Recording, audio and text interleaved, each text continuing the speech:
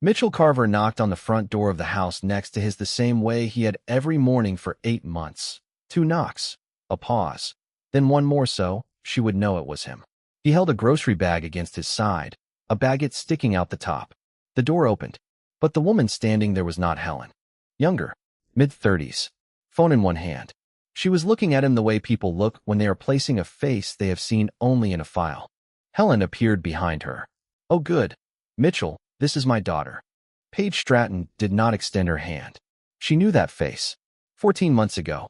A termination report with his name at the top. Mitchell set the bag on the porch railing.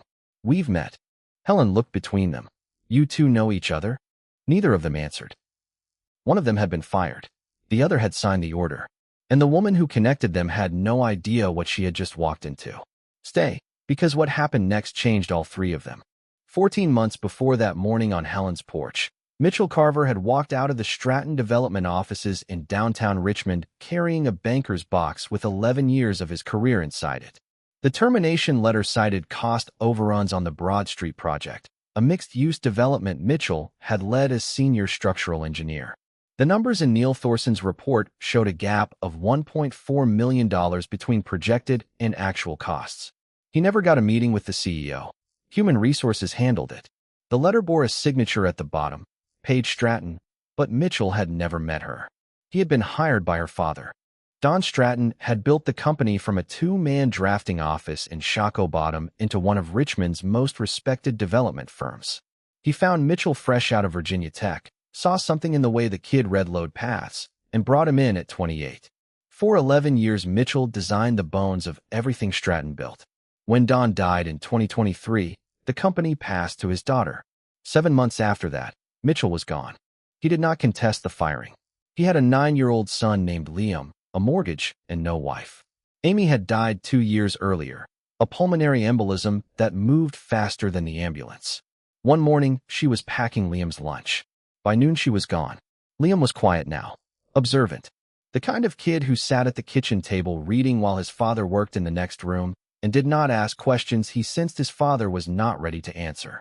They had a morning routine: eggs, toast, backpack check, drop off by 7:45, and Mitchell held to it the way a man holds to a rope in moving water. It was the structure that kept everything else from sliding. After the firing, Mitchell picked up handyman work around Churchill. He was good with his hands, better with measurements, and he charged fair rates. The neighbors on Mulberry Street learned fast that he could re-level a porch, reframe a window, and diagnose a drainage problem before most contractors would finish writing an estimate. 8 months ago, he noticed the woman next door struggling with a porch railing that had pulled loose from the post. She was trying to hammer a finished nail into rotted wood, and the nail kept bending sideways. Mitchell walked over, introduced himself, and replaced the railing that afternoon with cedar he had left over from another job. Her name was Helen, 71, retired schoolteacher. She had lived alone in that house since her husband died 3 years ago. The railing became the gutter.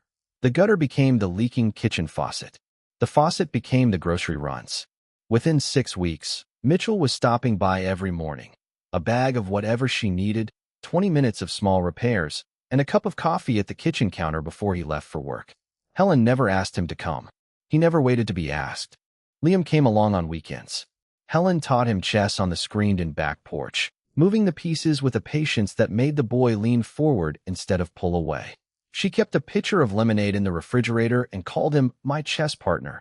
And Liam, who had not had a grandmother since Amy's mother moved to Sarasota, started asking on Saturday mornings if they were going next door. Helen mentioned her daughter sometimes. "She runs some company in the city," she said once, waving her hand as if the details were not important enough to name. Too busy to visit much. Mitchell never asked which company. Helen never volunteered it.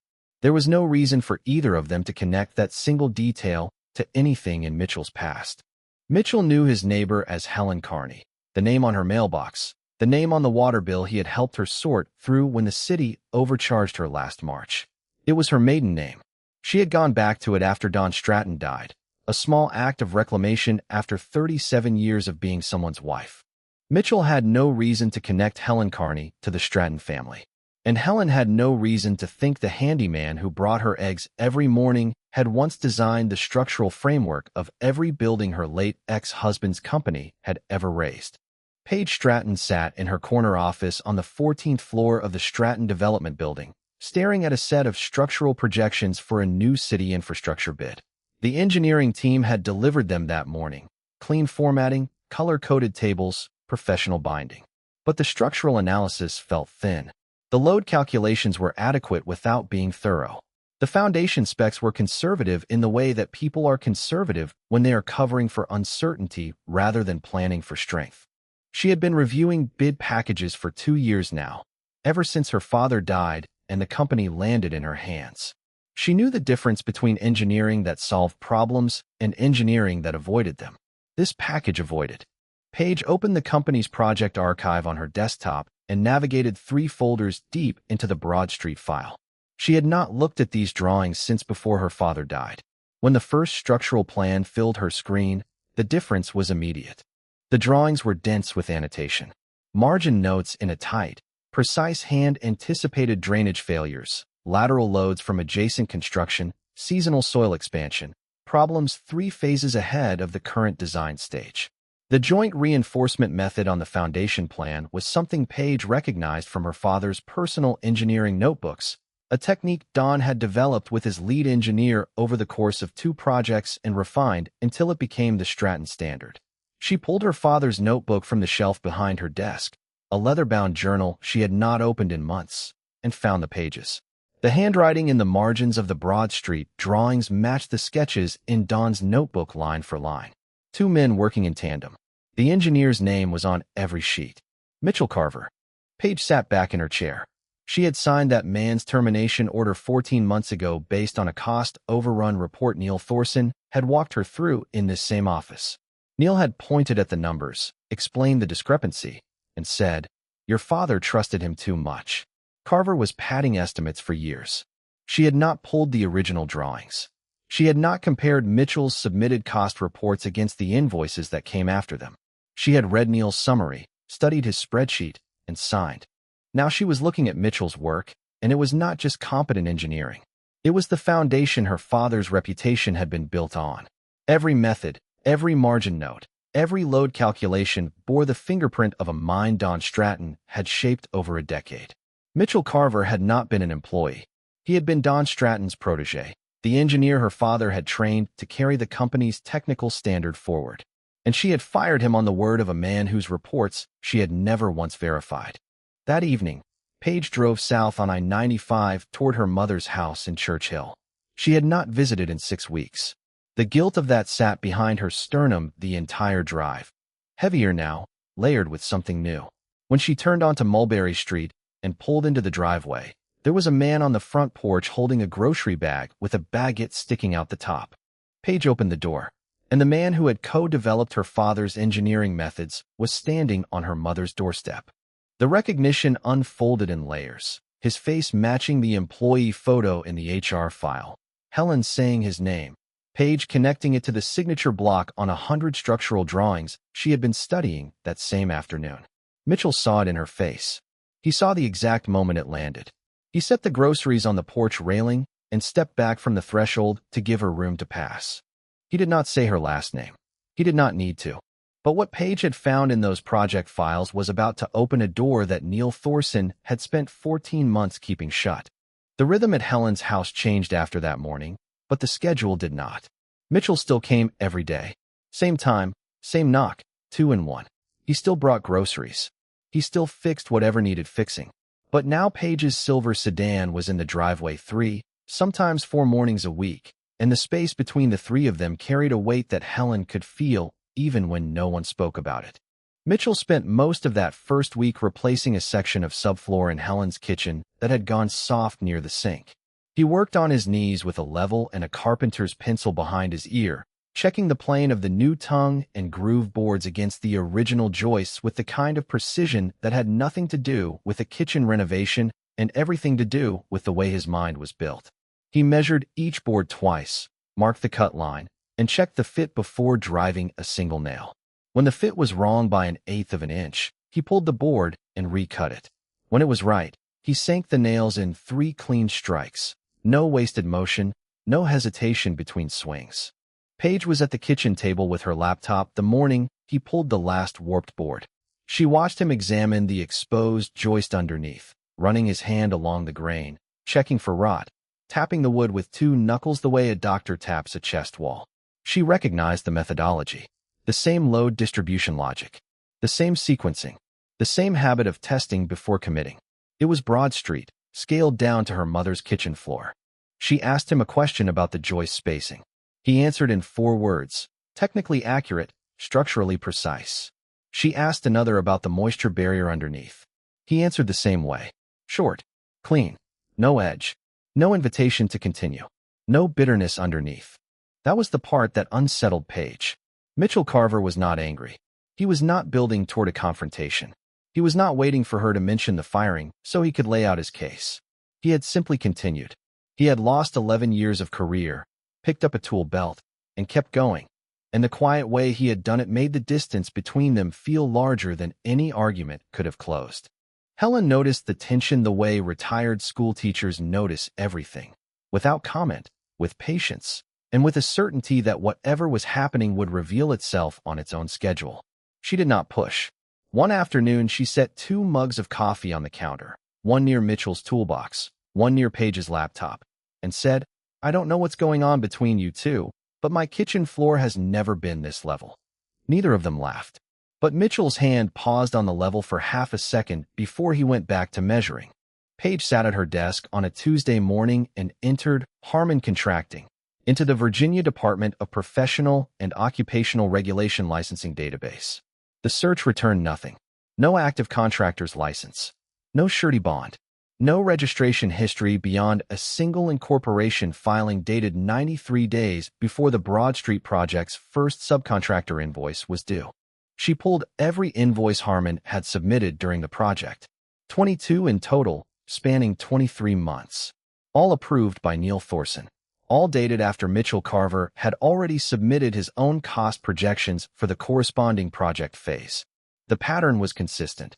Mitchell would file accurate numbers, and then Harmon's invoices would land on top of them, inflated and backdated, pushing the total cost past Mitchell's projections and making his reports look short. Neil was in a client lunch when Paige sent him an email asking for Harmon's current contact information and bonding documentation. His reply came 4 hours later, 3 sentences. Legacy vendor. Your father approved them. Contract closed out. Nothing to follow up on. She read it twice. She did not reply.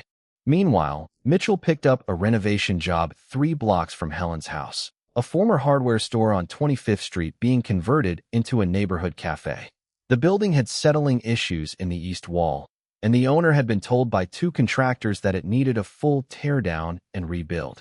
Mitchell spent an afternoon reading the cracks in the masonry, diagnosing the differential settlement, and proposed a helical pier system that would stabilize the foundation without demolishing the wall. The owner watched him sketch the plan on the back of a lumber receipt and asked if he had ever done structural consulting work. Mitchell said he used to. That evening, Paige was at Helen's house. Mitchell was in the backyard, replacing a fence post that had rotted through at ground level. Paige poured 2 cups of coffee from the pot Helen kept warm on the counter, carried them outside, and set one on the top rail of the fence near Mitchell's hand. He looked at the mug, then at her. Then he picked it up. They talked. Not about Stratton. Not about the termination. About the house. About the grade of the backyard, and how the water pooled near the back wall after heavy rain. Mitchell explained that he had designed and installed a French drain system under the yard 8 months ago to keep Helen's basement dry. He had trenched it himself over 2 weekends, laid gravel and perforated pipe, and routed the outflow to the street drain. Paige listened without interrupting. She knew that system. It was the same subsurface water management approach Mitchell had used on the Broad Street project, the same design that had eliminated the need for a $400,000 flood mitigation package the original consultants had spec'd. She picked up her coffee. You built that for my mother. Mitchell drove the new fence post into the ground with a hand maul. She had water in her basement. That was all he said. But Paige carried those 5 words back to her office the next morning and sat with them for a long time before she picked up the phone and made a call she should have made 14 months earlier. Paige retained an independent forensic auditor, a firm out of Charlottesville with no business ties to Stratton Development and no history with any of its vendors, and authorized a full financial review of the Broad Street project. Every invoice, every payment, every subcontractor authorization. She did not tell Neil. She did not tell the board. She gave the auditors direct access to the archived project files and told them to follow the money wherever it led. Neil found out within a week. Auditors pull bank records. Bank records generate confirmation letters. Confirmation letters go to vendors, including vendors that exist only on paper. He appeared in Page's office doorway on a Thursday afternoon with his jacket still on and his hands gripping the door frame. "I hear you brought in outside accountants to review Broad Street." "Routine project review," Page said, not looking up from her screen. There is nothing routine about hiring a forensic team to go through 20 years of operations. Neil stepped into the room and stopped 2 feet from her desk. His voice was controlled, but the tendons in his neck were drawn tight. "I built half of what you're sitting on top of. Your father and I put this company together project by project, bid by bid, handshake by handshake. If you want to call that into question, you should understand what you're putting at risk." Paige looked up from her monitor. "I'm reviewing a single project. That's what a CEO does. Your father never needed to." "My father's not here." Neil held her gaze for 3 full seconds. The hum of the building's ventilation filled the silence between them. Then he turned and walked out, leaving her office door open behind him. Paige looked at the open door for a long moment, then went back to her screen. At Helen's house, the temperature between Mitchell and Paige had shifted by degrees so small that neither of them could have named the moment the change began. Mitchell still arrived first. Paige still came with her laptop and worked at the kitchen table while he fixed whatever was next on the list. But the silences between them had lost their stiffness. They stood in the same room now, without the air tightening around them. It was not warmth yet.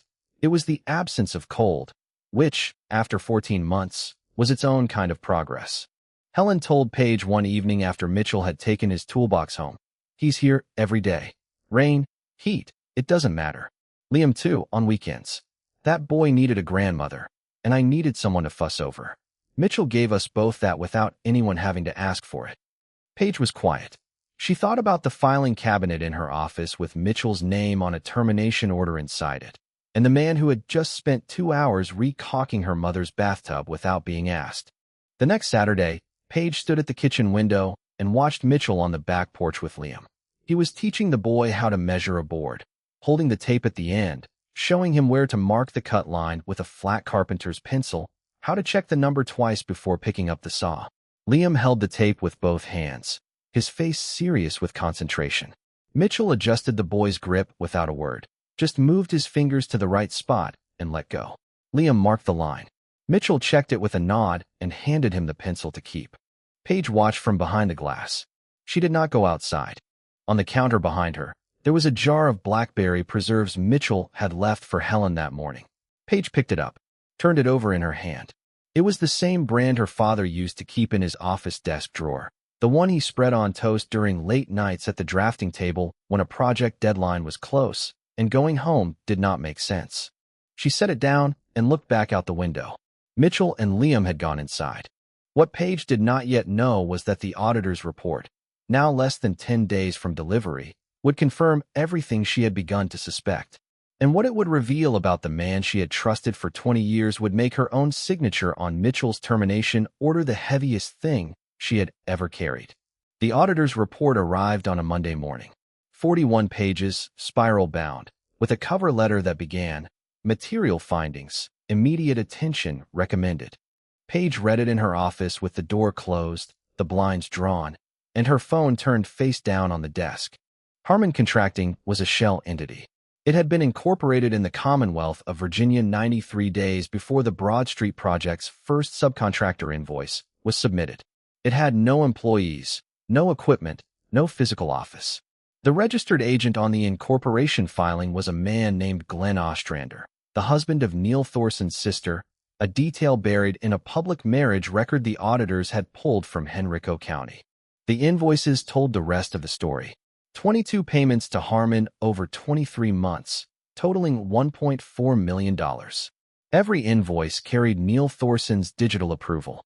Every one had been submitted between 4 and 11 days after Mitchell Carver filed his own cost reports for the corresponding project phase, close enough to fall inside the same reporting window, far enough apart that the discrepancy would not surface until the quarterly reconciliation. The sequencing was not accidental. It was engineered. Mitchell would submit accurate projections. Then Harmon's invoices would appear, inflated, backdated to overlap with Mitchell's reporting period, and routed through a post office box in the Henrico County suburbs. When the final project costs were tallied against Mitchell's original estimates, his numbers looked short. The gap was never Mitchell's. Every dollar of it belonged to Neil.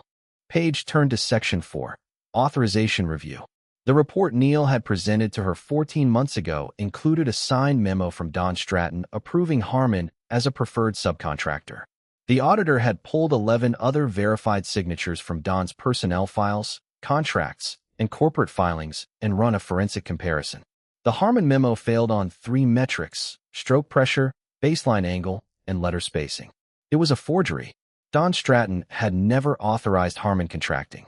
Don Stratton had never heard of Harmon Contracting. Page closed the report. She opened Mitchell's termination file on her laptop and scrolled to the last page. Her signature sat at the bottom, clean, unhesitating, the signature of a woman who had trusted the man across the desk from her because he had been there longer than she had. She had not asked to see the original drawings. She had not compared invoice submission dates against Mitchell's cost report dates. She had read Neil's presentation, accepted his narrative, and ended an 11-year career with a pen stroke. She sat in her chair. The office was quiet except for the low hum of the ventilation system and the sound of traffic on Broad Street 14 floors below, the same street whose name sat on every structural drawing Mitchell Carver had ever signed for this company. That same afternoon, Mitchell was at Helen's house, replacing a window latch in the living room that had been sticking since April. Helen leaned against the door frame and watched him work the old hardware free with a flathead screwdriver, testing the channel with his thumb before fitting the replacement. "You never talk about the work you used to do," she said. Mitchell tested the new latch. Open. Closed. Open again. Smooth. Some doors close for a reason. Helen folded her arms. She watched him pack the old latch into his toolbox and wipe the sill with a rag. And some of them shouldn't have closed in the first place.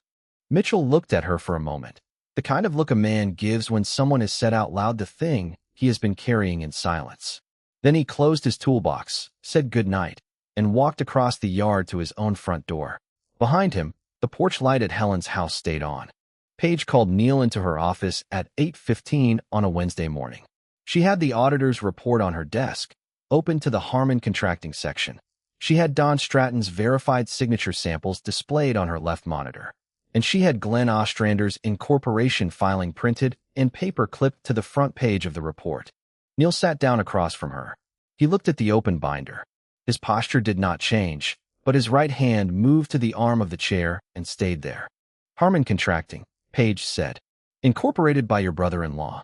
1.4 million in invoices over 23 months. Everyone signed off by you." Neil's jaw shifted. "Glenn handled overflow subcontracting for us during the Broad Street phase. It was a cost management arrangement. Your father approved it. The approval memo attributed to my father is a forgery." The room went still. The ventilation system hummed. Somewhere on the floor below, a phone rang twice and stopped. "I had the auditor run forensic signature analysis against 11 verified samples," Page said. "Stroke pressure, baseline angle, spacing cadence. The Harmon memo fails, all 3.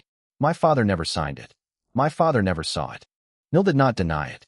He sat with his hand on the arm of the chair and his eyes on the report, and then he did what men in his position always do when the evidence is on the table and the exits are closed.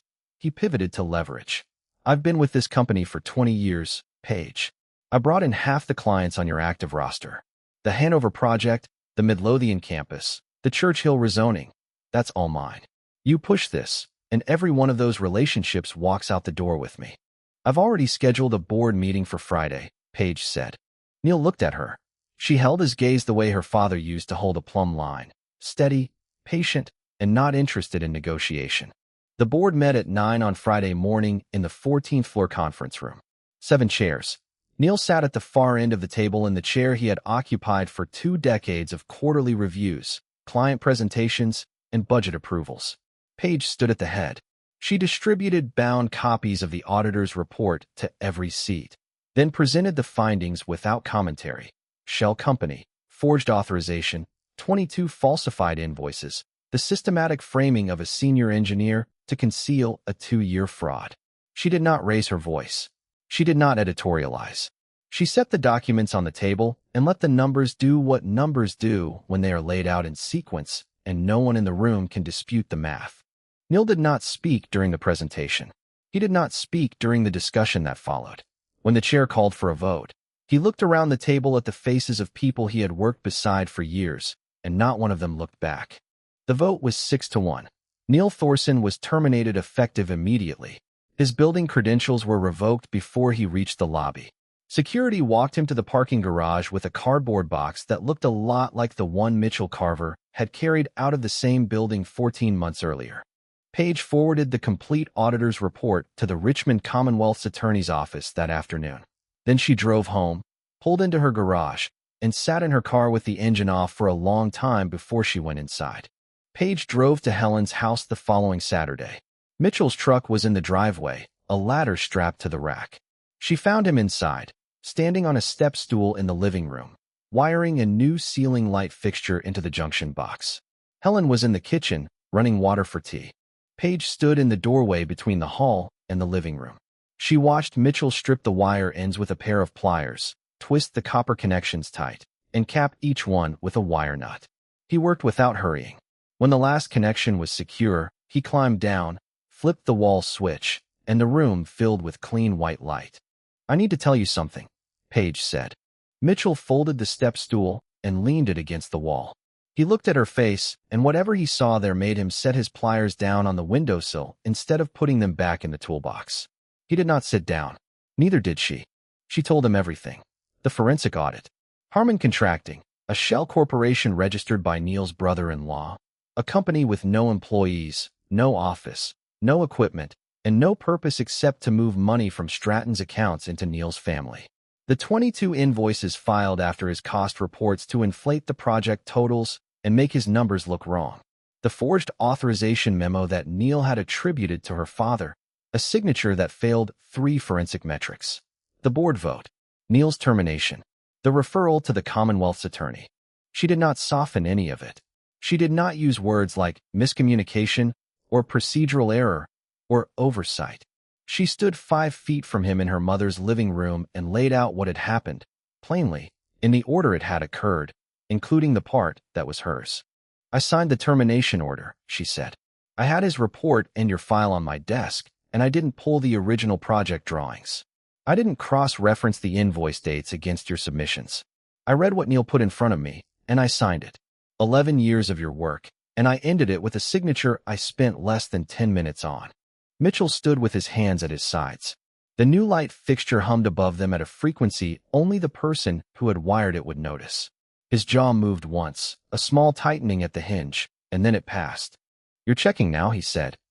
He picked up his toolbox from the floor, left the pliers on the windowsill, walked to the front door, opened it, stepped across the threshold, and pulled it closed behind him without turning around. His boots sounded on the porch steps. 1, 2, 3, and then the yard was quiet. In the hallway, Helen stood holding a cup of tea in each hand. She had heard everything. The words, the silences between them, the sound of the front door latching shut. She set both cups on the hall table without drinking from either one. Through the window, she watched Mitchell cross the yard to his own house, toolbox in one hand, the other hand opening and closing at his side. The look on her face said what neither of them had been able to, that some things, once broken, do not mend on the schedule of the person who broke them. The week that followed was the quietest Mulberry Street had been in 8 months. Mitchell worked his regular jobs, a bathroom tile replacement on 25th Street, a deck joist repair near Chimborazo Park, a gutter replacement 2 blocks south. He came home each evening, made dinner, and sat with Liam at the kitchen table while the boy worked through his math homework. On Wednesday, Liam looked up from a long division problem. "Are we going to Helen's this weekend?" Mitchell turned a page of the newspaper he was not reading. Not this weekend, bud. Liam studied his father's face for a moment, the way 9-year-olds do when they can feel that a question has landed on something heavier than its words. Then he looked back at his worksheet and did not ask again. On Thursday, a letter arrived. Plain white envelope, no company logo.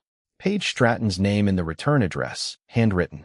Mitchell opened it standing at the kitchen counter. It was not a job offer. It was a formal notification that his personnel record at Stratton Development had been corrected. The cause of separation had been amended from performance-related termination to wrongful termination, employer error. The cost overrun finding had been removed. A supplemental note, signed by the board secretary, identified the actual source of the financial discrepancy and stated that the company accepted full responsibility for the original determination. Mitchell read the letter. He read the supplemental note. He folded both pages, put them back in the envelope, and placed it in the kitchen drawer next to the phone charger, a box of Liam's crayons, and a small framed photograph of Amy that he kept face down because looking at it every time he opened the drawer was more than he needed. Friday morning, Mitchell loaded his toolbox into the truck, drove 3 blocks to Mulberry Street, and knocked on Helen's front door. 2 knocks, a pause, then one more. Helen opened. She looked at him, at the grocery bag in his hand, at the baguette sticking out the top, at the expression on his face that was not an apology and not a return, but simply a man standing where he had stood every morning for 8 months, because that was where he belonged. "About time," she said, and stepped aside. Paige was at the kitchen table, laptop open, coffee mug beside her, reading glasses on. She looked up when Mitchell came through the doorway. He set the grocery bag on the counter. Eggs, bread, a jar of the blackberry preserves Helen liked, and poured himself a cup of coffee from the pot, without saying a word about the letter or the corrected record or any of the things that had passed between them in this room 10 days earlier. Paige did not ask if he had received it. She did not need to. He was here. The front door opened again behind him. Liam came through with his backpack over one shoulder, looking around the living room the way a boy does when he has been away from a place he loves and wants to make sure nothing has changed. Helen's face opened into the widest smile Paige had seen from her mother in months. "There's my chess partner," Helen said, and Liam dropped his backpack by the couch and followed her to the back porch, where the board was already set up as if she had known he was coming. Mitchell leaned against the kitchen counter and drank his coffee standing, the way men do when they are not yet sure whether they are staying. He looked at Paige across the table. She looked back. Neither of them said anything. Neither of them needed to. He stayed. 3 months later, the city of Richmond awarded the Shockoe Bottom Infrastructure Rehabilitation Contract to Stratton Development. It was the largest municipal project the company had bid on since Don Stratton's death, and the winning submission carried Mitchell Carver's name on every structural drawing. Not as an employee, but as an independent consulting engineer working under a contract he had written himself, with terms he had set, on a scope he had defined. The City Review Board cited the structural methodology as the deciding factor.